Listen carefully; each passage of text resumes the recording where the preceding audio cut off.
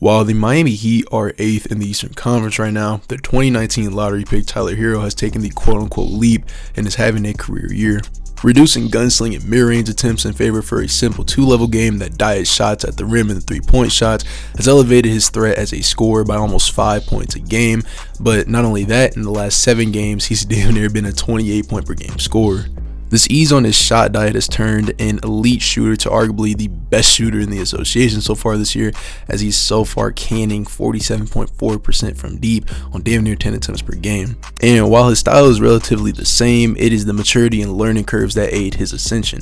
Herro has seen a rise in his on-ball duties, specifically as a pick-and-roll ball handler, jumping to 36% as a pick-and-roll ball handler, averaging 5.6 per game in this, which is a dip from actual point per game production compared to previous seasons. But again, more volume is the end all here.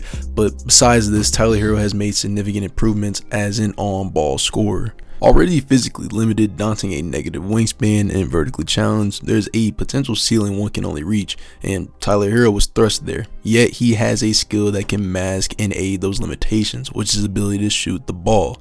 This season, Herro has made strides as an off-the-dribble shooter, and he's marking this with more shot aggressiveness. On dribble jumpers this season, Tyler Herro is averaging 6.3 points per game or 1.18 points per shot, while being a 41% 3-point shooter on those attempts. Paired with this, handoffs are also big to Herro's scoring in the half court, and in 2.5 possessions per game, he's averaging 3 points per game in these scenarios and shooting 42.1% on these handoffs. These spark from the Heat's 2-man actions that they like to run. And while these handoffs aren't anything special, what they do is eliminate Herro from having to put the ball on the deck, because if anything, they set him up at getting shots off the catch, which is something that he's not only really good at, but he could exploit defenses with. But not only that, it's an easier effort for him to just get 3-point shots out of handoff situations, and it makes him a bigger scoring threat rather than him trying to set up shots out of an isolation, or either he just gets the ball out of a handoff and tries to play off of that from there. And back to pick and rolls, this is a specialty for the Heat to again weaponize Tyler Herro. On this play here, Tyler Herro is going to get a swing from Jaime Jaquez. And the Magic are going to be in drop, so Tyler Herro is going to get this swing, and he's going to catch the ball with momentum with a rip to his left, and that creates a 1-dribble pull-up to his left from the Thomas Bryant screen into a nice 3-point shot hunt that basically dares the Magic to step up on him. And the Wizards here are in a deeper drop, and Sarr is playing off of Bam and Tyler Herro expecting a drive, but Tyler Herro is the shot fake and again rises into a 3-pointer because the Wizards are daring him to pull up. These pick and rolls like to hunt deep drop coverage, averaging 6.7 of them per game as a ball handler.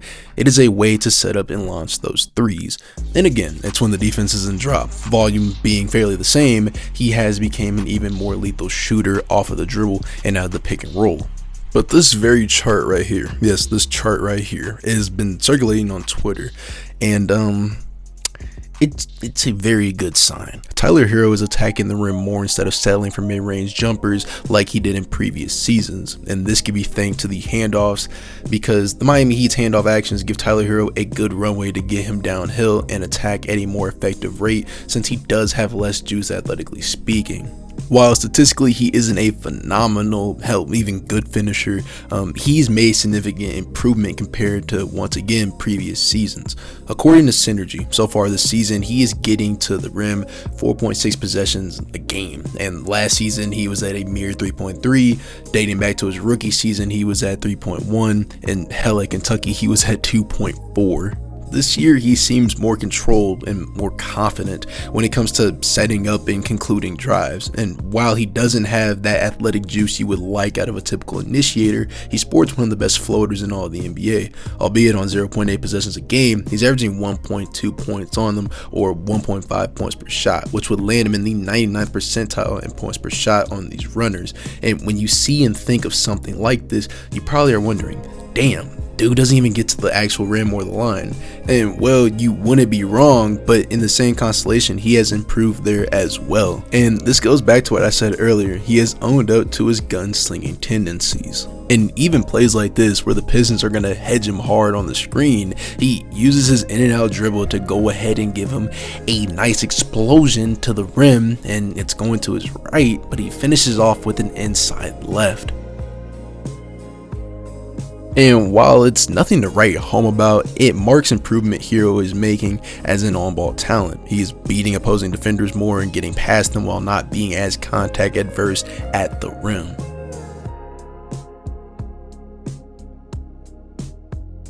Furthermore, guards like Tyler Herro, who have more athletic deficiencies and physical deficiencies, have to have more tricks in their arsenal. And like a lot of the league's elite scoring talents, Tyler Herro likes to bomb pull-up jumpers and specifically pull-up threes, and he actually is one of the best in the league at it.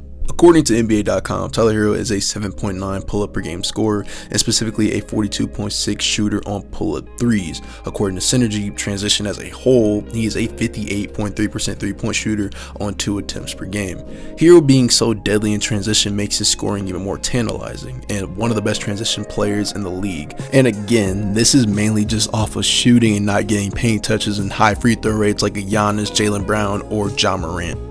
Lastly, what always made Tyler Herro is his off-ball pop. On the year, Tyler Herro is a 5.9 point per game spot-up scorer, or even better, 1.4 points per possession, and only 17.7% of his touches being in spot-up.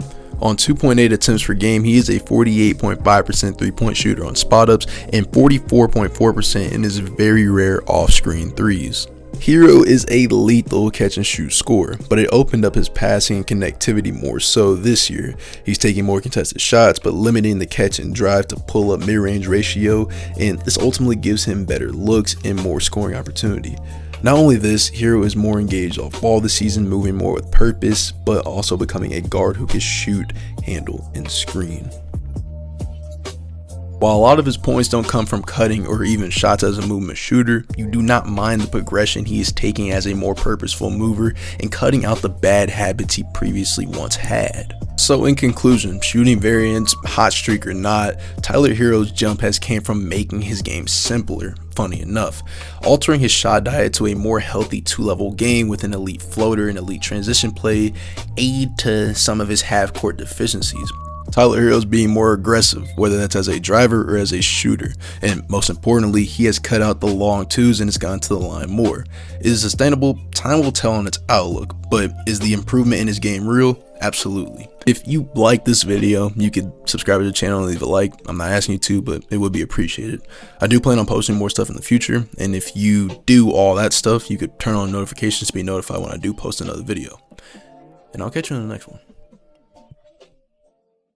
I got my own, most of y'all need to sell spoons. Most y'all need to hit it too, whoa. Couldn't make it to the max, let's do it in the living room. Keep asking questions, I don't do interviews. You don't know my music scene, listen to me, it's 10 to 2. Since you left, I pushed you on a pedestal.